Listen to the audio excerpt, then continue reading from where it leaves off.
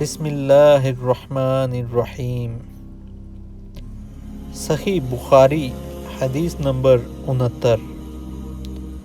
آپ صلی اللہ علیہ وآلہ وسلم نے فرمایا، آسانی کرو اور سختی نہ کرو، اور خوش کرو اور نفرت نہ دلاؤ۔ صحیح بخاری حدیث نمبر 70۔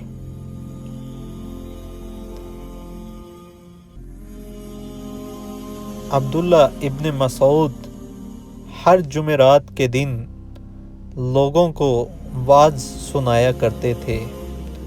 ایک آدمی نے ان سے کہا، اے ابو عبد الرحمن، میں چاہتا ہوں کہ تم ہمیں ہر روز وعظ سنایا کرو۔